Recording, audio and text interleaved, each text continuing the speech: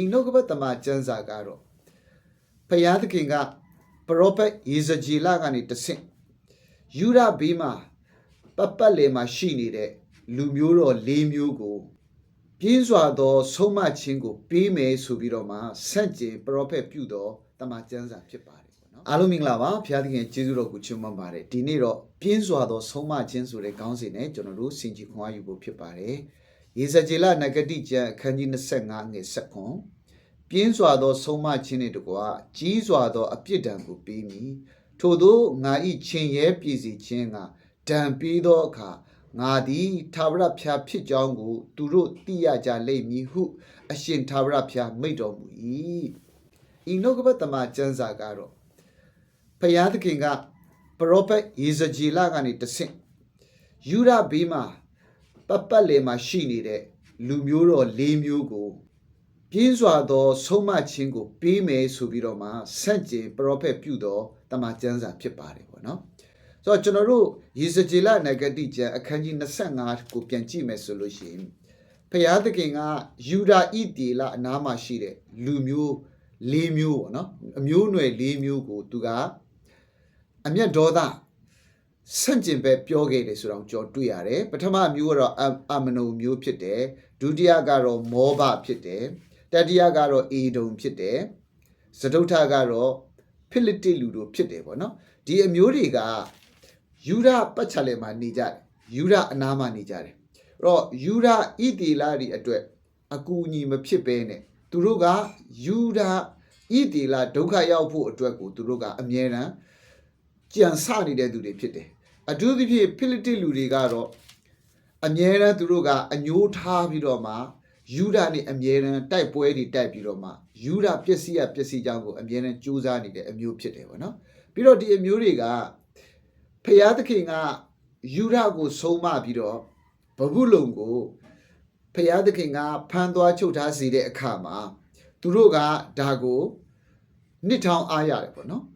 ပြီးတော့သူတို့ကဘာပြောလဲဆိုတော့ဒီလူမျိုးတွေလည်းအခြားလူမျိုးတွေနဲ့မထူးပါဘူးသူတို့ကိုသူတို့ဖျားသခင်ကွယ်ကာတဲ့အမျိုးလို့ပြောပြီးတော့နောက်ဆုံးကြတော့လေဗဗုလုန်တိုက်တဲ့အခါသူတို့လည်း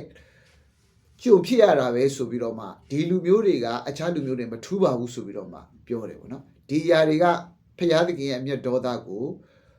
ဖြစ်ပေါ်စေတယ်အဲ့ဒီအတွက်ဒီအမျိုးတွေကိုဖျားသခင်ကပြင်းစွာဆုံးမမယ်ဖျားသခင်ရဲ့ကြီးစွာသောဒဏ်ခတ်မယ်ဆိုပြီးတော့မှဖျားသခင်ကပရောဖက်ပြုတယ်ဆိုတာကိုကြော်တွေ့ရတယ်အဲ့တော့ဒီနေရာမှာဣသေလတွေကဖျားစကားနားမထောင်တဲ့အတွက်ဖျားသခင်ကသူတို့ကိုဆုံးမတဲ့အနေနဲ့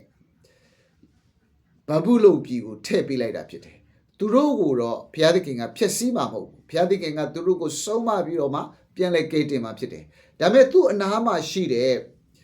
ဒီလူမျိုးစုတွေကိုတော့နော်ယူဒကိုဆန့်ကျင်တဲ့အဖွဲ့တွေယူဒကိုဒုက္ခပေးတဲ့အဖွဲ့တွေဘုရားသခင်ကိုလက်မခံတဲ့အဖွဲ့တွေထူးသဖြင့်တော့ဘုရားသခင်ကိုလက်မခံတာပေါ့နော်ဘုရားသခင်ကိုလက်မခံတဲ့အဖွဲ့တွေကတော့အမှန်တကယ်ဘုရားသခင်ကပြင်းစွာသောဆုံးမခြင်းနဲ့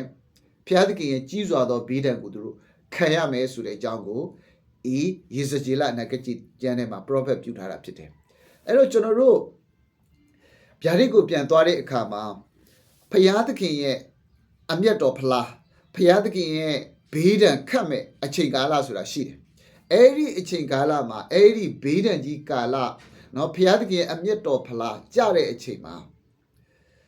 ဘုရားသခင်ရဲ့အမျက်တော်ဖလားကနေလွတ်မြောက်ရမယ့်သူကသခင်ယေရှုခရစ်တော်ကိုယုံကြည်တော်သူသခင်ယေရှုခရစ်တော်သွေးတော်လွှမ်းခြုံခြင်းခံရတဲ့သူတွေပဲလွတ်မြောက်နေမှာဖြစ်တယ်။ကျန်တဲ့သူတွေကတော့ဘုရားသခင်ရဲ့အမျက်ဒေါသသူ့အပေါ်မှာတက်ရောက်မှာဖြစ်တယ်။ဒီနေ့ကျွန်တော်တို့ရဲ့အသက်တာကဘုရားသခင်ရဲ့ချစ်ချင်းမေတ္တာအထက်မှာသခင်ယေရှုခရစ်တော်ကိုယုံကြည်လျက်သခင်ယေရှုခရစ်တော်၌အသက်ရှင်တော်သူဖြစ်ရမယ်။အကယ်၍ကျွန်တော်တို့တွေကမိမိကိုမိမိယုံကြည်သူလို့ပြောပြီးသခင်ယေရှုခရစ်တော်နောက်လိုက်လို့ကြီးညာပြီးတော့မှကျွန်တော်တို့လမ်းမားတဲ့ဆိုရင်တော့ဘုရားသခင်ကကျွန်တော်တို့ကိုဆုံးမကောင်းဆုံးမတယ်။ဒါပေမဲ့ဘုရားသခင်ရဲ့အလိုတော်ကကျွန်တော်တို့ပျက်စီးခြင်းတို့မရောက်ဖို့ဖြစ်တယ်ဆိုတာကိုလည်းကျွန်တော်တို့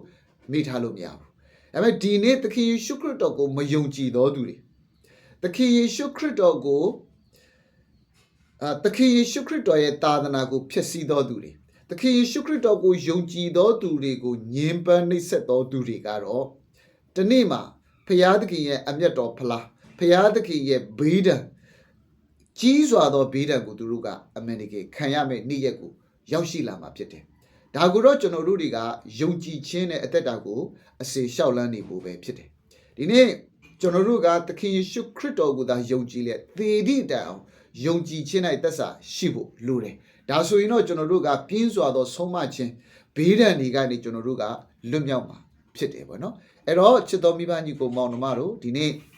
ကျွန်တော်တို့တွေ